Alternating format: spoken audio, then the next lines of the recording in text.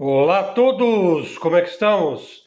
Helder de Araújo, canal Luz no Fim do Túnel, 16 de outubro de 2024. Hoje é uma quarta-feira, estamos aqui no litoral paulista, na adorável cidade de Santos, dia parcialmente nublado, por volta aí de 23 graus.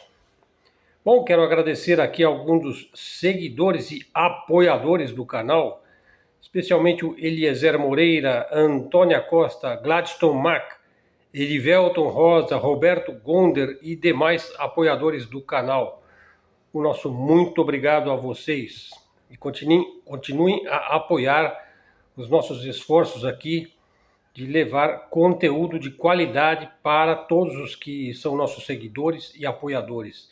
Muito obrigado. Bom, pessoal, vamos imaginar então que nós acordamos de manhã e vemos a notícia de que Israel e os Estados Unidos atacaram as instalações militares nucleares estratégicas do Irã. Daí o Irã atacou imediatamente o centro nuclear de Israel. Veja, não é mais uma pequena crise em algum lugar do mundo de que estamos falando, hein?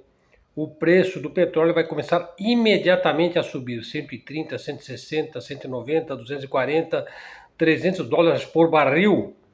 Qual é o efeito disso daí na economia mundial? Bom, isso sem falar nas outras coisas, hein, que estão acontecendo no Iêmen, na China, na África, na América Latina, no Sudeste Asiático, mas apenas este cenário específico, hein? Agora imagine um outro cenário. Acordamos de manhã e Biden se reuniu com os presidentes do Reino Unido, França e Alemanha para ajudar mais a Ucrânia, né? E decidiram bombardear muito mais, bombardear dentro do território russo, lançar vários mísseis. Um deles atingiu um bloco de apartamentos e matou 128 civis. Bom, e daí Vladimir Putin não pode mais falar que é um azar, né? Não pode mais falar sobre linhas vermelhas, as pessoas não podem mais falar sobre a estratégia da Rússia, as perspectivas da Rússia, a visão da Rússia. Ou seja, se houve um ataque desses, não há mais linhas vermelhas algumas, hein? Veja, a Rússia terá de responder de uma forma terrível. Caso contrário, a sua credibilidade vai estar perdida. Então, o que aconteceria a seguir no nosso exercício de cenários? Veja, se um ataque começar, talvez da parte da Rússia, como uma retaliação, talvez não contra os Estados Unidos, mas contra a Romênia ou a Polônia, de onde os mísseis foram lançados em seu território. Bom, vamos imaginar o que acontece. A imaginação é livre. O mais provável é o início da tomada da Europa pela Rússia, conforme a profecia de Baba Vanga para 2025, e que o Brasil prepare suas fronteiras. Bom, este vídeo de hoje, após esse preâmbulo, será dedicado um pouco mais à geoeconomia. Falar um pouco de economia, mas sem se tornar assim um economês, né? Vamos tentar aí lançar uma luz também sobre sistemas, hein? Bom, daí os Estados Unidos não pagam a sua dívida impagável, hein? E transformam 35 trilhões de dólares, que é a sua dívida, em Bitcoin, ou talvez em moeda virtual. Bom, você, norte-americano, então vai ao banco e, bom, o banco está fechado, né? O Bank of America. As suas dívidas, os seus empréstimos foram zerados. Veja, então você não deve mais nada, né? Só que você também não pode sacar mais nada. Já imaginou? Isso daí aconteceu no México, 4 anos atrás. O Covid derrubou a economia mexicana, hein? Veja, não há turismo. Quer dizer, não há gente aí na baixa temporada lá. Em Cancún não tem mais gente. Tá tudo vazio. Uma das maiores redes de restaurantes, a Rosa Negra, 7 restaurantes, fecharam 3. Ainda tem 4 funcionando. Veja, quando não há turismo, e o México é um país de turistas, principalmente os americanos, hein? Há um efeito dominó ali, hein? Os taxistas não ganham, os uberistas não ganham, não rodam, os entregadores não entregam. Veja, como é que vão pagar aí seus aluguéis, suas hipotecas, seus empréstimos? E a inflação continua, hein? Então imagine esse cenário também. Só que isso daí não é no México. Não é só no México. Veja, vamos falar aqui de São Paulo, hein? São Paulo, lá a capital, né? Hoje eu estou em Santos, né? São Paulo é um inferno de postes, tem tanto fio. O técnico leva 1 hora pendurado numa escada Magiros aí para encontrar o fio que arrebentou no vendaval. Daí colocam somente na Avenida Paulista, veja, os fios ficam sob a calçada, debaixo da calçada. Bingo! Você não vê o fio. Ele foi enterrado no solo. Poxa, daí durante a noite uns malucos vão lá de picareta para arrebentar a calçada e roubar a fiação. Veja, é surreal isso daí, hein? Eis o ambiente perfeito aí para assustar os turistas, hein? E daí o nosso governador liberal aí quer expulsar a Enel. É como eu sempre digo, pessoal, quando tudo for privado, ficaremos privados de tudo, hein? Veja, não é brincadeira, hein? Tem uns neoliberais lá da Avenida Farinha Lima, que é o braço de Wall Street aqui no Brasil. E Wall Street, por sua vez, é um braço lá da City de Londres, né?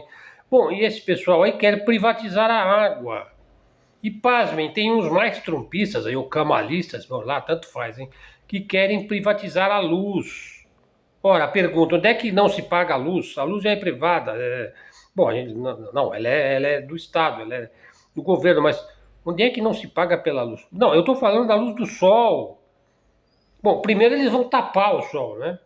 E daí vão cobrar para destapar, né? Assim, adivinha quem vai pagar os impostos para tapar o sol? O contribuinte. Bom, senhor Tarcísio, do jeito que está não vai, faz alguma coisa, reestatiza tudo, que é o que as cidades europeias estão fazendo agora. Agora eles estão reestatizando água, energia, gás, etc. Primeiro privatizaram tudo, daí ficou tudo privado, né? Você ficou privado de tudo. Agora estão no processo inverso, estão reestatizando, hein? Bom, então fiz esse adendo aí, esse acréscimo aí. Veja a questão dos abacates. Olha, é uma história contada pelo Daniel Stulin, uma excelente fonte de geopolítica, hein? Isso foi antes do Covid. Veja, 1 quilo de abacate no México, que eu estava falando do México, né? Custava 34 pesos. Veja, no México você leva um dia inteiro aí, quase 2 dias para ganhar 34 pesos. Você tem que trabalhar um dia inteiro para comprar um abacate, hein? Bom, hoje, 2024, custa 104 pesos. Veja, o peso ficou pesado, né? Veja, é uma inflação aí de uns 300% de uma fruta que é a cara do México, hein? Salada de abacate, guacamole, avocado, hein? Bom, para onde vai o mundo? Para onde vai, ou melhor, para onde vai o mundo ocidental, hein? Vamos lá, então traçamos aí alguns cenários, né? O México, o custo do abacate, os problemas de São Paulo aí, bom. Primeiro eu vou falar aí do cenário da deflação. Deflação. Então vai ser um vídeo mais na área econômica. Veja, acho que a maioria de nós, desculpe, não sabe o que é uma deflação. O grande episódio da deflação foi lá em 1929, né, nos Estados Unidos, né, da Grande Depressão. Veja, se nós falarmos de cenários econômicos, vamos começar falando aí da deflação. Veja, o que é a deflação? Veja, é uma coisa muito pior do que a inflação, né? Veja, a deflação é um declínio geral de tudo. É um declínio de bens, de serviços, de produção, os preços despencam, não se produz mais, é uma decadência geral. E com isso aumenta o desemprego, o subemprego, a terceirização, há um baixo desempenho econômico geral. Há uma crise também de crédito, né? Os bancos param de emprestar a juros, pois as pessoas não têm mais como pagar. A deflação é uma coisa assustadora, ela assusta muito o governo. Os banqueiros ficam muito preocupados se houver deflação. Mas veja, o funcionamento do governo, ele é baseado, ele depende aí, sobretudo aí nas democracias ocidentais, né, que são estados inchados, assistenciais. Veja, o governo funciona através de um aumento contínuo da dívida pública. Vamos lá, para se ter uma ideia. Por exemplo, a dívida governamental aí da Itália, da França, da Alemanha e da Espanha juntas, veja, a dívida desses 4 países aí europeus passa dos 8 trilhões de euros. Para se ter uma ideia, veja, a dívida do Japão é de 1 trilhão de ienes. Sabe quanto que dá isso aí? Uns 12 trilhões de dólares, né? Veja, e os Estados Unidos? Veja, a dívida do governo dos Estados Unidos é de 35 trilhões de dólares. Não dá nem para imaginar essa quantia, né? Imagine se você fosse contar esse dinheiro, né? Precisaria de umas 1.000 vidas no mínimo. É uma grande dívida. Veja, e há devedores em todos os lugares, em toda parte. São correntistas de milhares de cidades e bancos espalhados pelos Estados Unidos todo. Veja, e hoje em dia há pouca poupança nos Estados Unidos. Pessoal, o país mais poderoso do mundo, é o que tem a maior concentração de renda do mundo. Veja, e a classe média norte-americana, ela já está ficando mais e mais preocupada, hein? Veja, não é um país do terceiro mundo, são os Estados Unidos. Agora veja o Canadá, olha, é um país rico, tem uma elite lá no Canadá que é muito rica, só que as pessoas comuns do Canadá, veja, é incrível, essas pessoas são mais pobres do que nós. Para vocês terem uma ideia, elas são mais pobres do que um colombiano, um venezuelano. É uma coisa incrível. Veja, um casal canadense postou no Twitter, que aliás voltou o X, né? Veja, ele voltou, né? O Twitter. Veja, o casal ele postou lá no Twitter. Veja, os dois juntos, aí o casal, ganhavam uns US$ 1.000 canadenses. Veja, e eles não conseguiam mais pagar a hipoteca da casa, o aluguel da casa. Veja, se não pagarem, o banco vai tomar. Bem, se eles tiverem parentes, né, com quarto sobrando, né, como é que vai ficar, né? Bom, imagine o seguinte, você tem um salário lá, médio, vai. Você ganha, digamos, US$ 60.000 ou US$ 70.000 canadenses por ano. Bom, pode ser aí uns US$ 6.000 por mês. Pessoal, estou falando que você ganha US$ 6.000 por mês. Veja, daí veja, você paga US$ 1.000 de impostos. A hipoteca são US$ 3.000. Sabe quanto que sobrou? US$ 2.000. Bom, você tem um carro lindo, um carro de luxo, né? Porque o seu vizinho, veja, ele está na mesma situação que você, ele tem um desses, hein? Então vai mais US$ 1.000 aí no seu carro de luxo. Sabe quanto sobrou? US$ 1.000. Vai, mas você tem um carro de luxo e você mora no Canadá, e você tem uma boa casa, que você paga a hipoteca.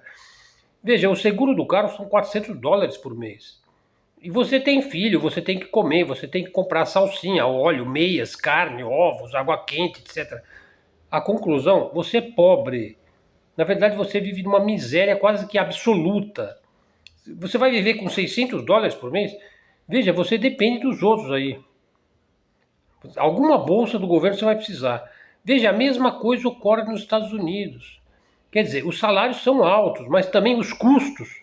Por exemplo, em Nova York, os custos são absurdos. Um apartamento de um quarto em Manhattan custa no mínimo US$ 5.000. Pessoal, é uma kitnet de 30 metros quadrados. Veja, então, num ambiente que está sob deflação, ou está começando a ter uma deflação, os preços vão começar a cair, mas as dívidas ficarão mais altas ainda. As pessoas vão ganhar menos, terão mais dificuldades para pagar. Por isso, todo governo prefere que tenha inflação, né? Prefere que tenha dívidas crescentes, desde que o salário esteja fluindo, que a economia esteja se movimentando, que o país esteja produzindo. Quer dizer, todo governo prefere, adora que tenha inflação. Essa que é a verdade. Então é bom sabermos, pelo menos, vamos dizer, saber o mínimo a respeito desse tema aí da inflação, da hiperinflação, da deflação. Veja, porque com a inflação, o valor que você tem aí da sua dívida, dos seus empréstimos, ao longo dos anos, ele vai diminuindo, ele vai se reduzindo ao longo do tempo. É por isso que o governo fica feliz se tiver uma inflação, vamos dizer, claro, não pode ser uma inflação muito alta, mas uma inflação mais ou menos constante e o sistema está funcionando, tudo bem.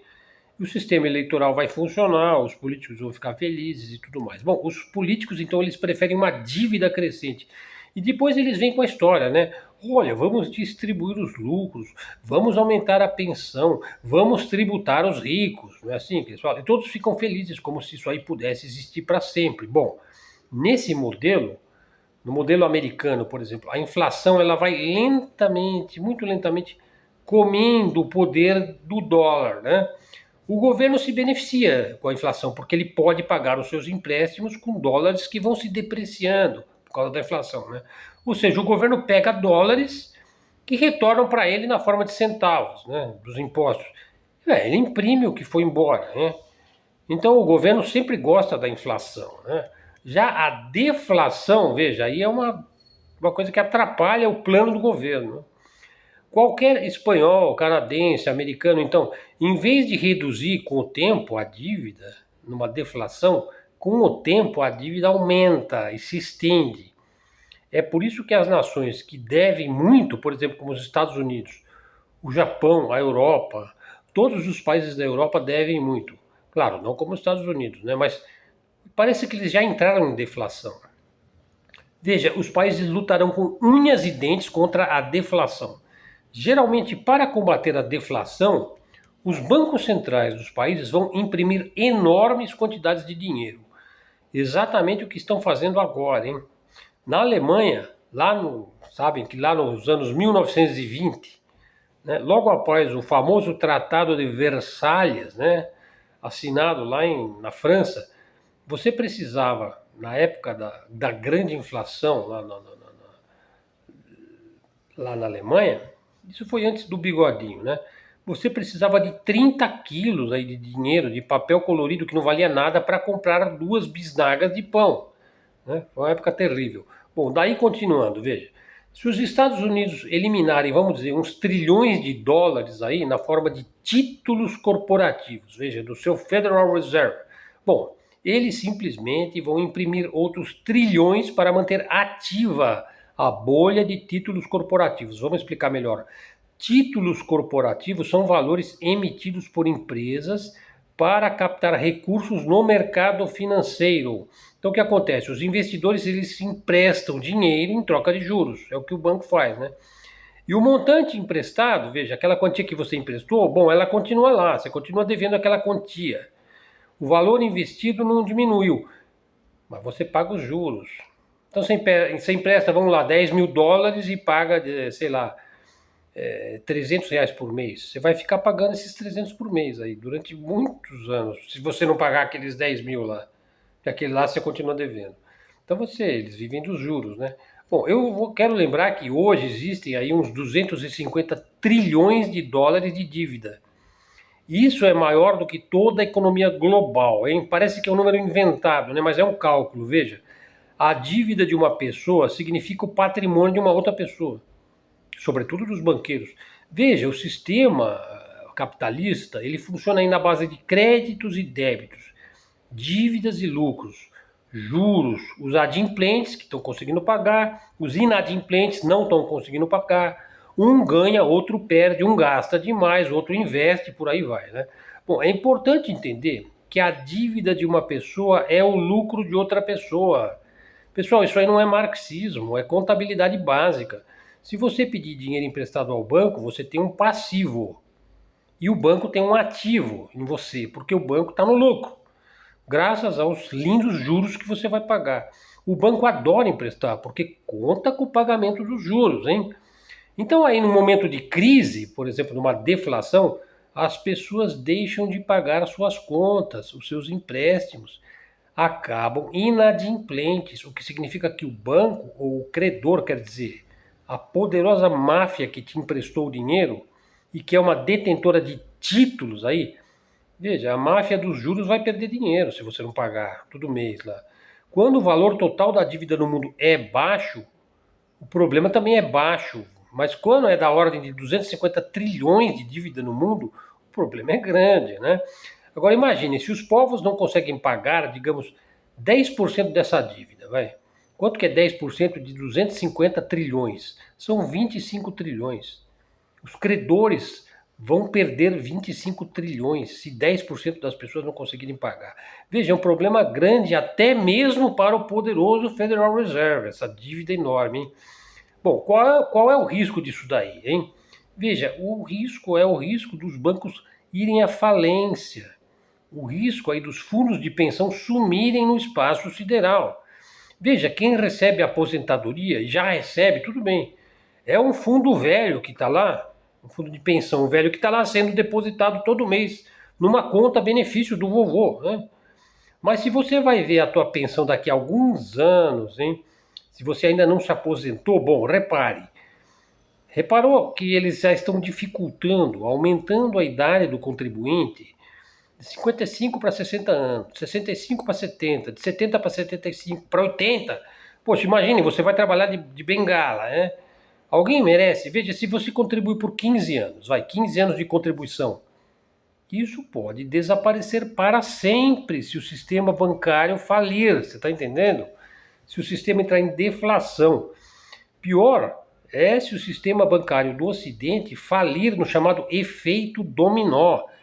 Veja, aí nós teremos de plantar milho, banana, isso daí não cresce da noite para o dia, hein? Nós vamos ficar com inveja dos cubanos, hein? O pessoal que fala mal de Cuba aí vai se dar mal. Porque o cubano faz horta no telhado da casa dele. Né? Veja, o efeito dominó é lindo, hein? As crianças adoram ver o dominó na pilha das pecinhas, hein? Enfileirados. Mas quando são os bancos, bom, imagine a desgraça, imaginou? Agora imagine uma desgraça 10 vezes pior, sacou? Como é que fica? O que vai acontecer então? Bom, os governos, os bancos centrais, os bancos privados, eles farão tudo o que for humanamente possível para evitarem irem à falência, evitar ir à falência. Bom, o problema pode ser grande demais para toda essa imensa dívida acumulada. Veja como é que ela vem sendo resolvida, hein, essa dívida, através da impressão de toneladas, de quantidades maciças de dinheiro. Bom, o que mais me assusta aqui no Brasil, veja, é que eu não vejo ninguém, assim, absolutamente ninguém falar em construir infraestrutura, indústria pesada, indústria de base, em descentralizar a eletricidade. Tipo, cada bairro ou subbairro tem que ter sua própria eletricidade, independentemente do outro bairro, do outro subbairro. Veja, eu não vejo ninguém falar em educação de alta qualidade. Educação para o cara arrumar um emprego melhor, ser um bom empregado, né? Ter uma boa profissão, mesmo que seja a profissão mais humilde do mundo, mas ela é a tua, te dá o suficiente para você tocar o teu barco, continuar evoluindo, crescendo, estudando. A gente nunca para de estudar, né? Bom, mas os políticos parecem mais preocupados aqui no Brasil, que eu acho uma coisa assustadora, em se xingarem uns aos outros. Veja, eles vivem demonizando uns aos outros. O pior de tudo é quando se tornam lacradores da rede social. Lacração da rede social. Bom, e daí vem o Xandão e lacra o lacrador. Aí grupos que foram lacrados pelo STF querem derrubar o STF, como se o Congresso fosse santo, fosse muito melhor do que o Judiciário. Veja, o Congresso não é melhor do que o Judiciário, não é. É até pior. Veja, por que o Congresso não está falando em refinar o petróleo, em produzir mais álcool, em fazer ferrovia? Por que ele não fala desses assuntos? Por que ele não fala em descentralizar a energia, colocar os fios dos postes debaixo do chão? Por que eles não falam em reestatizar as privatizações, hein? Privatizações porqueiras, hein, que fizeram. E agora, sim, com a tempestade que teve aí, né? Tarcísio quer expulsar a Enel de São Paulo. Olha só, né? Bom, continuando, pessoal, olha, essa coisa de imprimir alguns trilhões de dólares, né? E depois mais alguns trilhões de dólares, hein?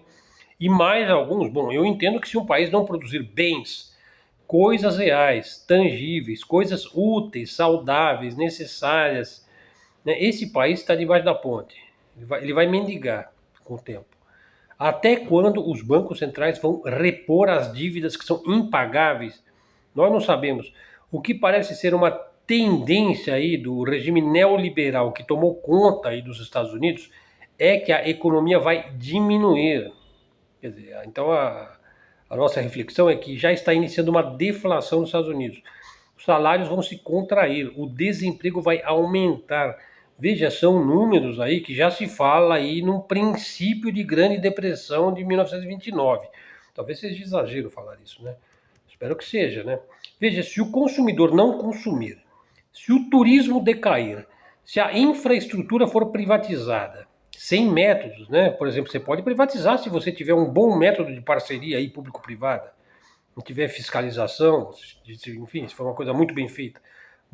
Muitos países, por exemplo, a América Latina, vive apenas do turismo. Bom, vai ser complicado, hein? Você precisa ter infraestrutura também, para ter bons índices de turismo. Pessoal, isso não é teoria da conspiração, pessoal. Nós temos de abrir os olhos e ver e olhar. Não é só olhar, hein? É olhar e ver o que está acontecendo. Veja, um ponto que me parece essencial, e eu friso isso aqui no canal, hein, é parar de emular, de idolatrar os Estados Unidos. Os Estados Unidos não são mais modelo, parâmetro para ninguém. Veja, agora só falam em eleição, eleição, eleição, mas veja bem, eu posso estar errado, hein?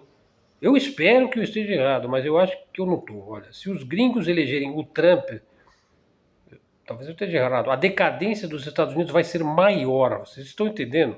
Veja, do meu ponto de vista, o Trump vai acelerar ainda mais a decadência dos Estados Unidos. Não é porque eu acho que a Kamala é boa, não, não é isso não. Estou falando do Trump em si. Veja, ele acha que ele está protegendo as empresas americanas, né? Inclusive as empresas petrolíferas, né? Ocorre que a dificuldade dessas empresas na concorrência com a China é cada vez maior. Daí ele vai proteger essas empresas, você entende? Ele vai intervir, ele vai imprimir dólares, ele vai fazer protecionismo, vai forçar os preços do concorrente para cima. Sobretudo, ele vai assistir. Conhece esse verbo, assistir? Dar assistência. Assistir. Dar subsídios. Significa assistencialismo, assistencialismo, assistencialismo. Isso aí gera, a gente sabe que com o tempo gera desemprego, hein? E por aqui dizem que Trump é de direita, é uma direita antiliberal, ele é assistencialista, ele é anticoncorrencial, ele é intervencionista. Veja, é uma porção de coisas aí, né? Bom, espero que eu esteja errado, né?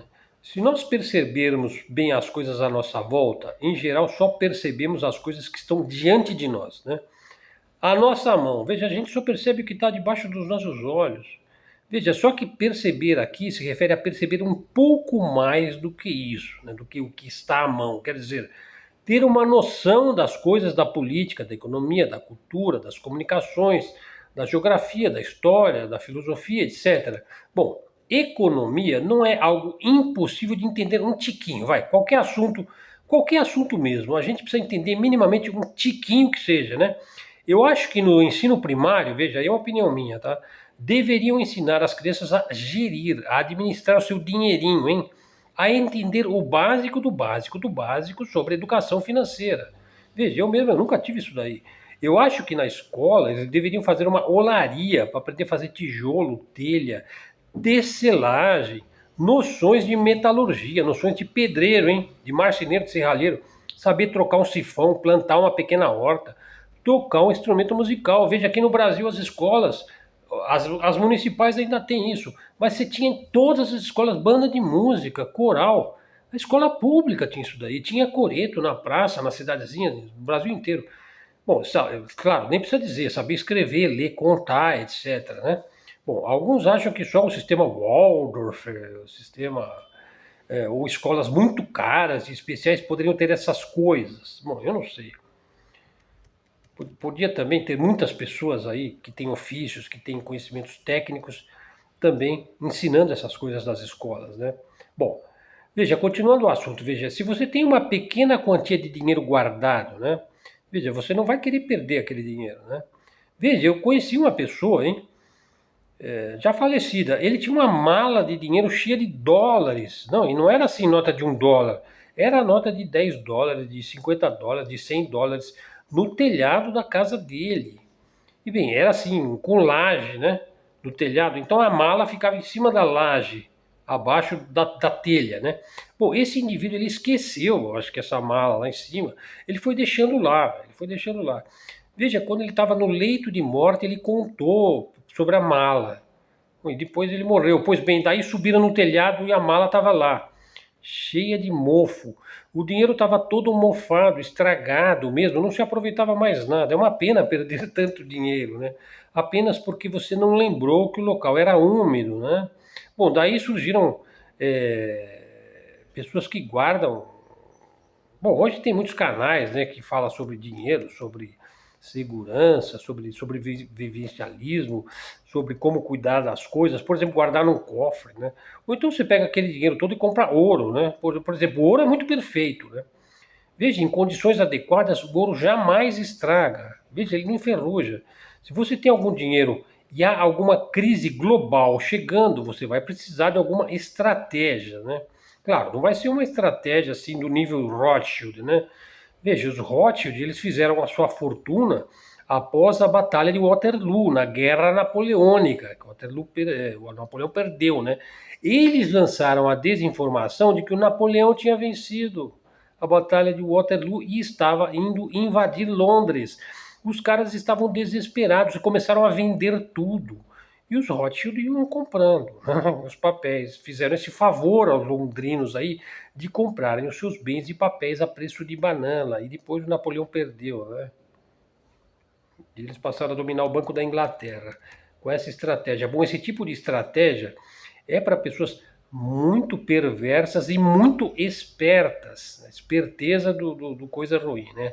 É a esperteza do cramunhão, do come quieto, né? Do me engana que eu gosto, né? Bom, a nossa estratégia é muito mais simples, né? Consiste em viver nos limites do bolso, né? E evitar, como o diabo da cruz, fazer mais qualquer empréstimo bancário. Ao contrário, é preciso liquidar o quanto antes os seus empréstimos. Isso aí é para ontem, pessoal. Eu mesmo estou nessa batalha aí, hein? O famoso economista Milton Friedman, ele disse que a inflação é sempre a mesma em todos os lugares. Veja, é um fenômeno monetário. Ou seja, quando os bancos centrais imprimem dinheiro, eles criam inflação e tudo fica mais caro. Vai ficando por causa da inflação, as coisas vão ficando mais caras, né? Bom, atualmente, os investidores estão dispostos a pagar mais para obter a mesma quantidade de lucro. Veja bem, imagine se os grandes investidores não se importam agora de lucrar, eles não se importam que eles vão lucrar menos e vão gastar mais. Veja, tem algo que vai mal aí no reino da Dinamarca, hein? O investidor jamais sequer concebe a ideia de lucrar menos. Isso daí parece ser como a cobra que come o próprio rabo, né? É chamado de canibalismo no mundo natural. Mas no mundo da economia é chamado de inflação mesmo, né? Os preços dos ativos sobem porque jogaram muito dinheiro no sistema, sobretudo por causa do Covid, né? Os governos imprimiram dinheiro como nunca na história. Países como a Argentina, por exemplo, país que tem um histórico de inadimplência. Veja, eles emitiram títulos lá para pagar em 100 anos. Vocês estão entendendo? Para pagar em 100 anos. Lá na crise imobiliária de 2008, os bancos ofereceram hipotecas sem entrada para moradores de rua e desempregados. Não havia muitos moradores de rua e desempregados nos Estados Unidos naquela época, hein? Só que hoje existem 50 milhões de pessoas nos Estados Unidos que não têm onde morar. Nos Estados Unidos. Eu só posso concluir que pegar dinheiro lá em 2008 foi uma tremenda de uma roubada, né? Bom, parece que o Ocidente está se tornando mestre em cometer sempre os mesmos erros e esperar que vai dar um resultado diferente, né? Como se não houvesse amanhã. Veja, em quase todas as recessões, o Banco Central corta os juros, imprime dinheiro loucamente e não deixam seus ativos virarem passivos. Então é um copia e cola, sempre fazem isso. E depois de 2008, o que eles fizeram? Os bancos centrais imprimiram trilhões de dólares. Bom, e os preços dos alimentos, os preços dos combustíveis começaram a subir lentamente, né? Quer dizer, a história está sempre do lado da inflação. Veja, a inflação é uma amiga da história, né? O historiador Will Durant, que na História do Capitalismo, ele disse que a inflação sempre corrói o poder de compra de uma moeda. Sobretudo quando as impressoras aí funcionam 24 horas por dia imprimindo dinheiro, dinheiro, dinheiro, né? E agora veja o engraçado da coisa. O Ocidente acha que pode repetir para sempre as suas palhaçadas, né? Veja, o Prêmio Nobel de Economia, agora esse ano, foi dado a 3 economistas que defendem o capitalismo, né? E as bobajadas copia e cola de sempre. Veja, o Comitê Nobel elogiou muito o trio, por quê?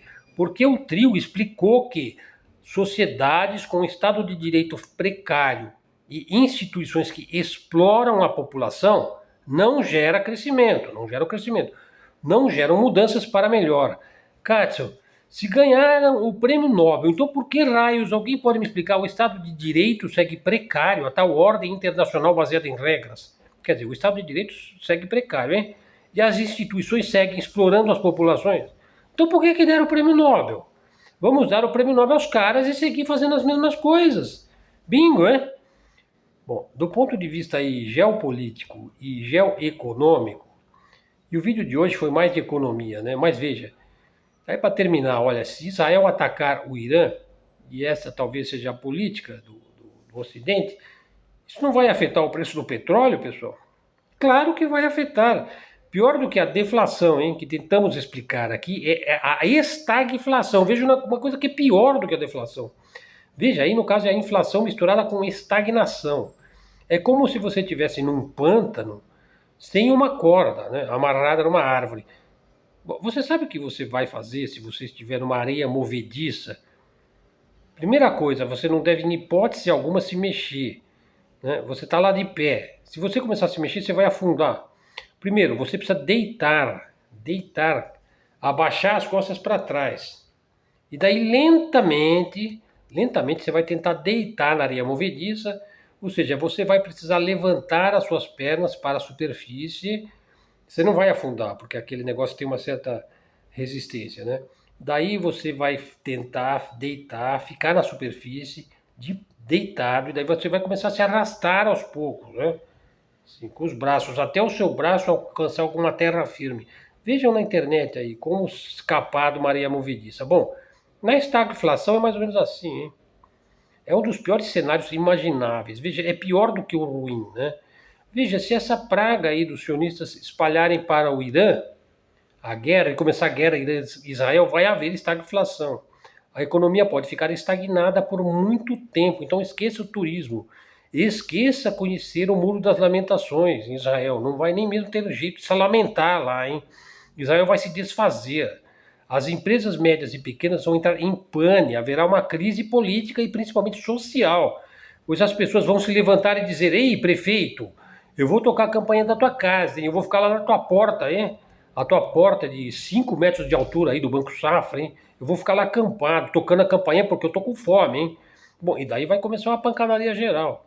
E aí a extremo-direita vai mostrar por que é que ela não para de crescer, não é verdade? Se uns tantos por cento da população estiver com fome, família com filho, imagine a desgraça. Não. Eu não sou arauto da desgraça. Nós só estamos aqui analisando os cenários, né? Se os raios escalarem a guerra e faltar petróleo.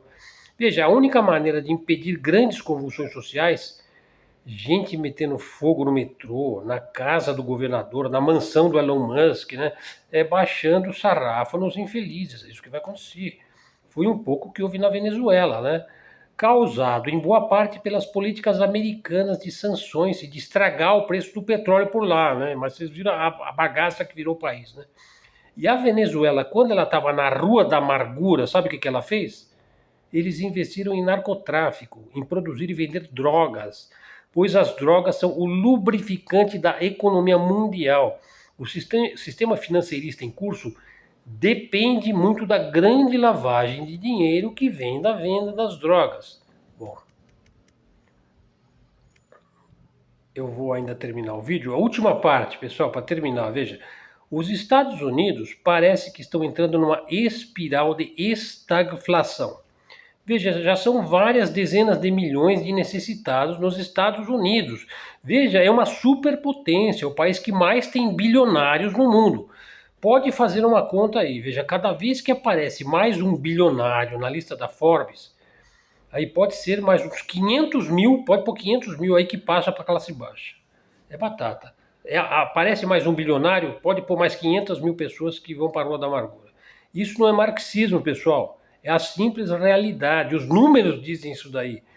Veja, na China é diferente. Tem que ser diferente. Todo bilionário na China tem de pensar no país como um todo. Ele tem que investir na melhoria de vida da vasta população chinesa. Quer dizer, existe um governo lá, existe uma diretriz, um objetivo de larga escala. Aqui não, o bilionário vai fazer um bunker, vai frequentar alguma ilha de festa chique, né? Vai levar o seu dinheiro aí para um paraíso fiscal para se ver livre de impostos. Ou então ele vai criar uma fundação, vai abrir uma ONG da Ararinha Azul e da Arte Plumária da Ilha de Marajó. Isso para se apossar de algumas terras ricas de minério e por aí vai, né? Bom, os Estados Unidos já estão trilhando uma crise sistêmica. Já está havendo uma redução de serviços nos Estados Unidos, hein? Veja essa história aí de um casal, é um americano e sua esposa japonesa. Veja, eles moravam no Japão, foram passear nos Estados Unidos. Bom, eles contam lá na rede social, de novo uma história de rede social, o elevador não funcionava, pessoal, faltava energia elétrica. À noite cortavam a água, Bairros que antes eram bons, agora parecem meio perigosos, hein? Vocês estão entendendo? E são os Estados Unidos da América, não é o Zimbábue, não é a Bolívia, Cuba. Não, nesses países mais pobres, as pessoas estão acostumadas com passar necessidade, com outro tipo de vida, com outro tipo de realidade. Não tem como piorar os países que já são pobres, mas os Estados Unidos têm como piorar, e muito, né?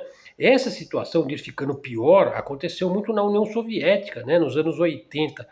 Então, sabe como é que os Estados Unidos raciocinam? Eles raciocinam assim, ó, final do vídeo. Olha, nós só precisamos de uma grande guerra para acertar tudo, né? Não é de uma pequena guerra entre Israel e Palestina. Nós precisamos de uma grande guerra para azeitar a nossa poderosa indústria armamentista, que é a maior do mundo, a que nos dá mais lucro e alegrias. A nossa grande indústria farmacêutica, né, precisa de um incentivo, né? Bom, e para terminar a nossa análise, pessoal, o Warren Buffett, o maior investidor privado do mundo, ele está vendendo os seus ativos, uns 300 bilhões de dólares. Por que ele está vendendo suas ações? Veja, o homem tem 94 anos de idade, nunca fez um negócio errado na vida, é um rei Midas, tudo que ele toca vira ouro. E daí esse cara está vendendo todas as suas próprias ações. É para se pensar, né? Bom, ficamos aqui, 41 minutos, ficou um vídeo mais longo. E, bom, o texto está lá no nosso blog. Ainda tinha mais assunto, mas eu acho que ficaria muito longo. Espero que vocês apreciem aí o nosso conteúdo. Pessoal, aguardo os comentários. Os comentários estão excelentes, sensacionais, pessoal. Continuem comentando. Aliás, depois que o canal foi desmonetizado, entrou mais de 50 pessoas no canal. É para ficar feliz, né? Então, YouTube, por favor, mantenha a desmonetização do canal. Obrigado, YouTube. Mantém desmonetizado. Vamos continuar aqui no YouTube, né? O pessoal falou para eu ir pro Rumble. Bom, o vídeo ele é compartilhado no Telegram, no Sky, Fly Sky lá, e no X, que agora voltou o X. Então, vou voltar a colocar lá no X, né? Pessoal, então obrigado aí pela sua presença, canal de mídia alternativa, de mídia independente, de livre expressão e de comunicação. Os textos aqui estão todos aí no nosso canal. E muito obrigado então pela presença. Vamos já ficando por aqui. Quem quiser ajudar o canal, sabe que é só olhar na descrição do vídeo aí, que tem o nosso Pix aí, que é o nosso CPF ou e-mail. Pessoal, então obrigadão aí a todos. Vamos em frente. E até a próxima. Fiquem com Deus.